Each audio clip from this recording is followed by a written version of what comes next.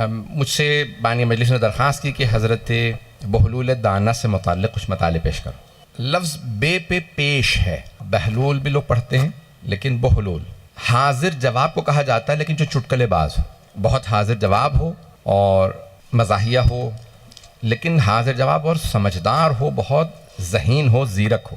اس عنوان سے تاریخ میں بہت سے لوگ گزرے ہیں، لیکن سب سے جو مشہور ہیں وہ عمر ابن وہب کے نام سے ہیں۔ بعض نے وہب ابن عمر بھی لکھا ہے، جنہوں نے 5 ائمہ کا دور دیکھا، 5 اماموں کا دور دیکھا۔ بہت اللہ نے ان کو لمبی زندگی دی۔ 5ویں امام سے لے کے 9ویں امام علیہ السلام کا دور دیکھا۔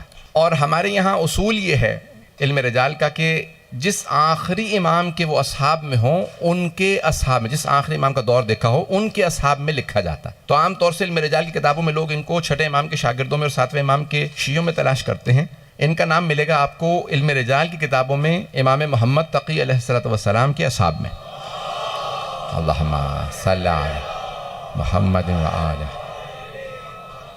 اس زمانے میں 5 ائمہ کا دور دیکھنا اور ہر امام کا ساتھ دینا یہ بہت بڑا اعزاز ہے، کیونکہ آپ خود کربلا ہی میں دیکھ لیجئے کہ جو بہت سے شہداء کربلا ہیں وہ پہلے اور دوسرے امام کے ساتھ نہیں تھے، لیکن امام حسین کے ساتھ تھے۔ بات پہنچ رہی ہے؟ جیسے حضرت حر ہیں، حضرت زہیر قین ہیں، پہلے 2 اماموں کا ساتھ نہیں دیا، لیکن کربلا میں آنے کے بعد مولا حسین کی طرف آ گئے۔ تو ایسے آپ کو بہت سے مل جائیں گے، تاریخ میں ایسے بہت سے لوگ ملیں گے جن کا انجام اچھا ہوا، اور ایسے بھی مل جائیں گے جنہوں نے ساتھ دیا، انجام برا ہوا۔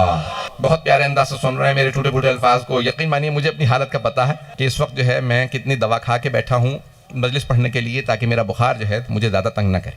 تو عزیزان گرامی، حضرت عمر ابن وہب، یہاں تک بعض نے لکھا ہے کہ ہارون الرشید جو خلیفہ تھا، قاتل تھا 7ویں امام کا، اور اس کو کہہ لیں کہ عباسی خلیفہ تھا، دنیا کی بڑی حکومتوں سے میں اس کی حکومت گزری ہے۔ اس کا قریبی رشتہ دار ہونے کا بھی ان کا مقام تھا، یعنی بہت قریبی رشتہ دار تھے۔ بعض نے لکھا خالہ زاد بھائی تھے، بعض نے اور بھی رشتے لکھے، مجھے تفصیل میں نہیں جانا۔ اور یہاں تک کہ اس کے وزیر بھی رہے ہیں۔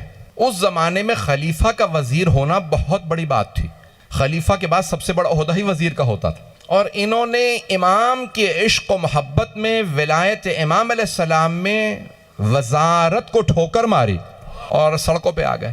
عزیزان گرامی، یہ بہت بڑا اعزاز ہے کہ ساتھ بھی دینا اور اس کی خاطر، اس ساتھ دینے کی خاطر غربت کو اپنانا، فقر و فاقے کو اپنانا۔ عزیزان گرامی، دولت جمع کرنے والے تو بہت مل جائیں گے، عہدہ، منصب، دولت لٹانے والے آل محمد کے نام پہ۔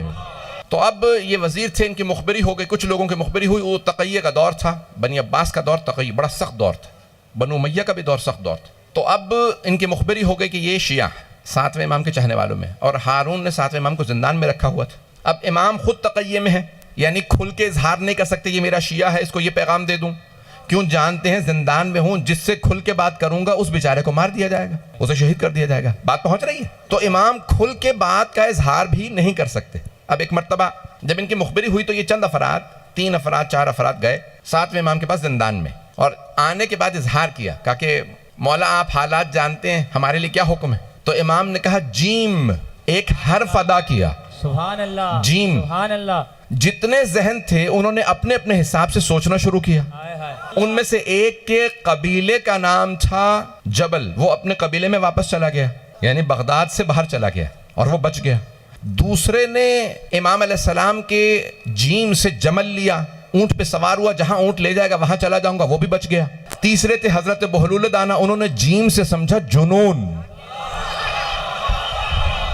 اب پہنچ گئے۔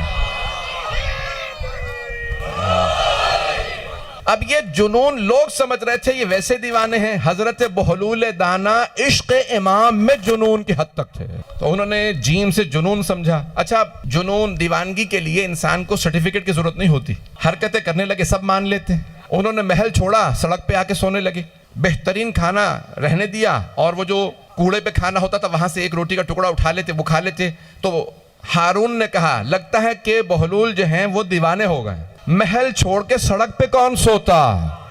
صرف عاشق علی ابن ابی طالب۔ انہوں نے جنون اختیار کیا اور گئے، اور جانے کے بعد پورے علاقے کے اندر کہہ دیا بس ٹھیک ہے، بس سڑکوں پہ سونے لگے، محل چھوڑ دیا۔ عزیزان گرامی، یہاں تک دیوانگی کا اعلان کر چکے تھے، پھر بھی ہارون بلاتا رہتا، ان سے بحث کرتا رہتا، جانتے تھا، جانی خود وہ جانتا تھا کہ ان کو دیوانگی میں بھی اگر چھیڑو تو ان کی زبان سے پھول جھڑتے ہیں، اور یہ ایسے ایسے حکمت کے دروازے کھولتے ہیں جو کوئی بڑے سے بڑا حکیم بیان نہیں کر سکتا، بڑے سے بڑا عقل مند ایسی چیزیں بیان نہیں کر سکتا۔ تو ایک مرتبہ خود بڑا مشہور و معروف واقعہ، ان کے بہت زیادہ واقعات ہیں، میں چند واقعات کی طرف اشارہ کروں گا۔ اب امام کے عشق میں ایک دن صبح صبح جیسے ہی محل میں آئے تو آ کے تخت پہ بیٹھ گئے، سارے درباریوں نے تخت سے اتار کے مارنا شروع کیا، زمین پہ بیٹھ کے رونے لگے۔ اتنے میں ہارون آ گیا، ہارون آ کے تخت پہ بیٹھا، پوچھا کیا بات ہے، یہ بہلول کیوں رو رہے ہیں؟ کہا حضور آپ کے تخت پہ بیٹھ گیا تھا، ہم نے اتار کے اس کو اچھی طرح مارا ہے، مار پیٹ کی۔ تو کہا کہ اچھا کیا، آئندہ کسی کی ضرورت نہیں ہوگی کہ میلے کپڑوں کے ساتھ میرے تخت پہ بیٹھے۔ لیکن حضرت بہلول دانا چیخیں مار مار کے رو رہے ہیں، پورا دربار کا ماحول خراب کر رکھا ہے۔ تو ایک مرتبہ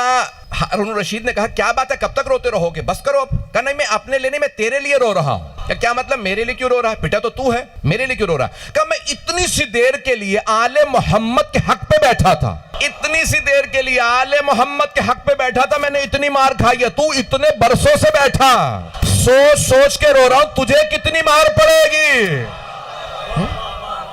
تو حضرت بہلول دانا بے انتہا ذہین، زیرک، سمجھدار، اور جس قدر ہو سکتا تھا آل محمد کی ولایت کا دفاع کرتے، جہاں جاتے وہاں پہ آل محمد کی ولایت کا دفاع کرتے۔ بس سرور کائنات نے کہا تھا یا علی لا یبغضو کا، کوئی آپ کا بغض نہیں رکھے گا سوائے اس کے کہ جس کا شجرہ خراب ہو۔ 3 نشانیاں پیغمبر نے بیان فرمائی ہیں کہ یہ 3 گناہ جس کے اندر ہوں گے، یہ 3 برائیاں ہوں گی، وہی علی کا بغض رکھے گا۔ تو ایک مرتبہ ہارون نے کہیں حضرت بہلول دانا سے کہا پتہ کیسے چلے گا کہ کوئی ایسی برائی رکھتا ہے یا نہیں رکھتا، وہ یہ اس کے اندر خرابی ہے یا نہیں ہے؟ کہا نہیں کوئی مشکل بات نہیں ہے، تو ابھی بتا کتنے افراد چاہیے میں لے آتا ہوں جن کا شجرہ خراب ہو۔ کہا تو اعلان کر، کہا مجھے 40 افراد لا کے دے دے ابھی۔ حضرت بہلول دانا بغداد کے بازار میں آئے، کہا جتنے افراد علی کا بغض رکھتے ہیں ذرا سامنے آ جائیں۔ انہوں نے اعلان کیا جو علی کا بغض رکھتا ہے سامنے آئے۔ ایک آدمی نے کہا میں علی سے نفرت کرتا ہوں، کہا آ جا، دوسرا تیسرا، یہاں تک کہ 40 افراد، کہا باقی کی ضرورت نہیں ہے، صرف 40 چاہیے تھے۔ کہا اپنے دربار سے کہو، درباری سے کہو کہ دروازے کھولے دربار کے، 40 افراد لے آیا ہوں جن کے شجرے خراب ہیں۔ ایک مرتبہ ہارون نے کہا بہلول نہ ان کی پیشانیوں پہ لکھا، تجھے کیسے پتا کہ شجرے خراب ہیں؟ کہ جس کے دل میں علی کا بغض ہو۔ یہ نظام ہے جہاں پہ حضرت بہلول دانا نے دفاع کیا، آل محمد کا دفاع کیا، جہاں جہاں ہو سکتا تھا۔ کہنا بہت آسان ہوتا ہے، اس ماحول میں جناب امیر کا دفاع کرنا بڑا مشکل کام تھا کہ جہاں پہ خود جناب امیر کی اولاد کو زندانوں میں رکھا گیا، سب سے زیادہ سادات کا قتل اس زمانے میں ہوا، اور وہاں پہ حضرت بہلول دانا دفاع کرتے تھے جناب امیر کا۔ یہاں تک کہ ایک مرتبہ ہارون رشید نے کہا کئی دن ہو گئے بہلول دانا محل میں نہیں آئے، میری طرف سے ذرا ان کے لیے ایک چرغہ بھیج دو۔ تو جیسے ہی سپاہیوں نے کہا اے بہلول دانا ہارون رشید نے تمہارے لیے چرغہ بھیجا ہے، یہ مرغا، تو انہوں نے اٹھا کے کتوں کو ڈال دیا۔ کہ یہ تم نے کیا کیا، اتنے دن سے بھوکے تھے، تم نے کتوں کو کیوں ڈال دیا؟ کہا آہستہ بولو، اگر کتوں کو پتا چل گیا کہ اس نے بھیجا ہے تو وہ بھی نہیں کھائیں گے۔ بغض آل محمد رکھنے والے کا کھانا نہیں چاہیے، انسان کی ولایت پہ منفی اثر ہوتا۔ انسان اگر بغض رکھنے والے کے ہاتھ کی چیز کھائے گا، بغض ایک ہوتا کہ چاہتا ہے، ہمارے ہاں عام طور سے مسلمان اہل بیت کے چاہنے والے، کچھ ایسے ہوتے ہیں جو بغض رکھتے ہیں، چاہتے نہیں ہیں بلکہ بغض رکھتے ہیں۔ بغض رکھنے والے کا، ناسبی اور خارجی کے ہاتھ کا نہ کھاؤ، عقیدہ ولایت پہ منفی اثر ہوتا۔ بڑے بڑے علماء نے کہا کہ اس کا انسان کی ولایت کے عقیدے پہ، اس کے ولائے آل محمد کا جو عقیدہ ہے اس پہ منفی اثر ہوگا۔ عزیزان گرامی، اس زمانے میں اس انداز سے تبلیغ کرنا، گفتگو کو کرنا، لوگوں تک ولایت آل محمد کا پیغام پہنچانا، یہ حضرت بہلول دانا کا اعزاز تھا۔ اور انہوں نے مختلف انداز سے جو اس زمانے کے خلفاء تھے ان کے رازوں کو لوگوں کے سامنے نہاں کیا، بہت زیادہ ان کو، یہاں تک کہ ایک مرتبہ خود آئے، سارا بغداد جمع تھا، دیکھا کہ ہارون رشید مسجد کے سامنے تعمیرات کرواتے ہوئے سامنے خود کھڑا۔ کہا ہارون کیا کر رہے ہو؟ کہا مسجد بنوا رہا ہوں۔ کہا کس کے لیے؟ کہا اللہ کی خاطر۔ یہ بھی کوئی پوچھنے کی بات ہے؟ کہا پھر ذرا باہر نام لکھوا دے، مسجد بہلول دانا۔ کہا واہ، بنواؤں میں، نام تیرا لکھوا دو؟ میں اپنا نام لکھواؤں گا کہ میں نے مسجد بنوائی؟ کا اس کا مطلب ہے اپنے نام کے لیے بنوا رہا ہے، اللہ کے لیے نہیں بنوا رہا۔ کبھی دھوکہ نہ کھائیے گا، جب بغض آل محمد رکھنے والے نیک کام بھی کریں تو ریاکاری بھی ہوتا ہے، اللہ کی خاطر نہیں ہوتا۔ ایسے افراد کبھی اللہ کی خاطر نہیں کرتے، کبھی بھی ان کے نیک کاموں سے بھی دھوکہ نہ کھائیے گا۔ یہ نیک کام بھی کریں تو اس کے اندر بغض، ریاکاری، دکھاوا سب کچھ موجود ہوتا ہے۔ عزیزان گرامی، اس لیے ضروری ہے کہ انسان نیتوں کو خالص رکھے۔ یہاں تک ملتا ہے کہ پرانے زمانے میں آپ جانتے ہیں عمومی حمام ہوتے تھے، جہاں لوگ وہ لنگ باندھتے تھے اور آتے تھے، اور وہیں پہ پبلک باتھ روم ہوتے تھے، گھروں میں حمام نہیں تھے. تو ایک مرتبہ اعلان ہوا کہ ہارون الرشید خلیفہ وقت حمام میں آ رہے ہیں، لوگ عام جو عوام ہے وہ حمام خالی کر دیں. سب لوگ جانے لگے. اشارہ کیا، اس نے کہا بہلول تم رک جاؤ. اس کے خادم موجود تھے. اس نے کہا اگر تم دیکھو تو پورا جو نارتھ افریقہ ہے نا، یہ پورا شمالی افریقہ، مصر، لیبیا، یہ الجزائر، یہ ساری اس کی حکومت تھی. پورا کا پورا مشرق وسطیٰ، حجاز مقدس، ایران، عراق، یہ سدرن رشین سٹیٹس، یہ سب اس کی حکومت تھی. دنیا کی بڑی حکومت اس کی حکومت گزری ہے. کہ اگر میری تم قیمت لگا تو بتاؤ کیا قیمت لگاؤ گے؟ میں اتنی بڑی حکومت کا مالک ہوں. تو حضرت بہلول دانا نے سر سے لے کے پاؤں تک دیکھا. کہا 500 چاندی کے سکے، 500 درہم تیری قیمت ہے. کہنے لگے کہ تجھے شرم نہیں آتی؟ صرف جو میری لنگ ہے، جو میں نے لنگی باندھ رکھی، یہی 500 درہم کی ہے، اور تو نے میری کل قیمت لگائی ہے 500 درہم، جبکہ میں اتنی بڑی حکومت کا مالک ہوں. تاریخ میں فرعون کی بھی اتنی بڑی حکومت نہیں تھی جتنی میری ہے. کہ وہی تو بتا رہا ہوں، بس لنگ ہی کی قیمت ہے، تو کوڑی کا بھی نہیں ہے. اب سمجھ میں آیا، جو بغض آل محمد رکھتے ہیں ان کی کوئی قیمت نہیں ہوتی. ارزش و قیمت اسی کی ہوتی ہے جو حب آل محمد سے سرشار ہو. عزیزان گرامی، یہ جو ہمارے دلوں میں ماں باپ نے مودت و محبت پہ روئی ہے، یہ جو سمودی ہے، یہ جو آپ جی رہے ہیں، جس چلتا پھرتا وہ عابد ہے، عبادت گزار ہے، جو علی بن ابی طالب کی ولا دل میں رکھتا ہے. وہ چلتا پھرتا عبادت گزار ہے. کیوں؟ پیغمبر اسلام نے فرمایا حب علی عبادہ، علی کی محبت عبادت ہے. جو علی کی محبت لے کے دل میں چلے پھرے وہ عابد ہے. جو بغض رکھے، علی کا بغض رکھ کے چلے پھرے، سمجھ لو پیغمبر نے فرمایا بغض کفر و نفاق، علی کا بغض کفر و نفاق ہے. نفاق ہے عزیزان گرامی، وہ چلتا پھرتا منافق ہے. جو علی کا بغض رکھے اور جو محبت رکھ کے چلے وہ عبادت گزار. جہاں جناب بہلول دانا جاتے نا، فوراً لوگوں کو تعارف کرواتے آل محمد کا مقام کیا ہے، ان کا تعارف کرواتے. کہا یہ جو زندان میں ہے نا، انہیں عام قیدی نہ سمجھنا، یہ ہے قید خانے میں، لیکن یہ کائنات کے نظام کا ولی ہے، یہ مولا ہے. عزیزان گرامی، یہ بعض اوقات ہم سمجھ رہے ہوتے ہیں یہ آدمی دیوانہ ہے، یہ نہ جانے کہاں کہاں جا جا کے سرشار بہت زیادہ اہل بیت کا پرچار کرتا ہے، بولتا ہے. ایسے لوگوں کو کبھی مذمت نہ کریں. یہ جسے ہم حقیر سمجھ رہے ہوتے ہیں، نادان سمجھ رہے ہوتے ہیں، نہ جانے یہ کتنا ثواب کما رہے ہوتے ہیں. یہ جو جہاں جہاں جاتے ہیں ہمیشہ نعرہ لگاتے ہیں، ہمیشہ جناب اہل بیت یعنی سرکار محمد علیہ محمد کا علیہ السلام کا نام لیتے ہیں. ان کا یہ نام لینا عبادت ہے. یہ گلی کوچوں میں جا کے تبلیغ کرنا عبادت ہے.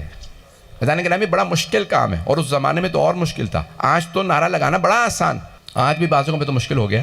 عزیزان گرامی، اس زمانے میں جناب امیر کا نام زبان سے بعد میں مکمل ہوتا تھا، سر گردن سے یعنی تن سے جدا کر دیا جاتا. اس زمانے میں ان لوگوں نے، ان ہستیوں نے جناب امیر کا نام لیا. صرف نام نہیں لیا، دفاع کیا. جہاں جاتے تھے دفاع کرتے تھے، جہاں جاتے تھے جناب امیر کا کھل کے نام لیتے تھے. عزیزان گرامی، اس زمانے میں دفاع کرنا بڑا مشکل کام تھا. یہاں تک کہ مختلف انداز سے حضرت بہلول دانا کو ہارون ان کی توہین کرتا، ان کی تضحیک کرتا.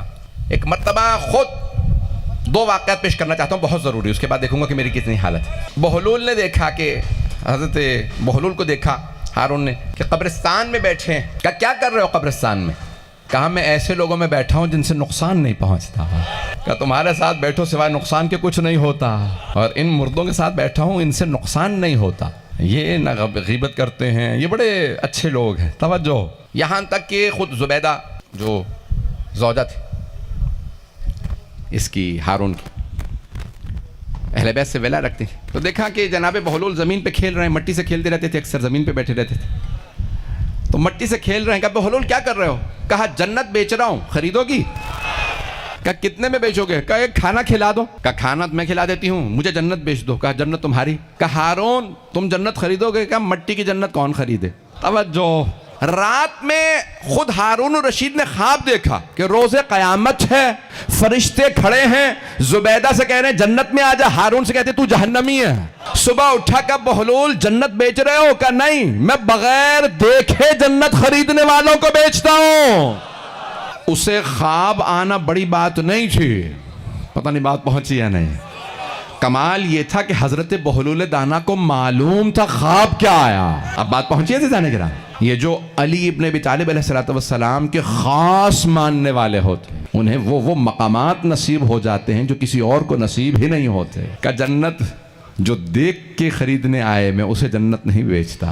اچھا کہ رامی یہ بعض اوقات انسان جو فیصلے کرتا ہے نا وہ جنت ہی کا فیصلہ ہوتا ہے. حضرت حر نے بس ایک ہی تو رات میں فیصلہ کیا تھا جنت کا. بات پہنچ گئی.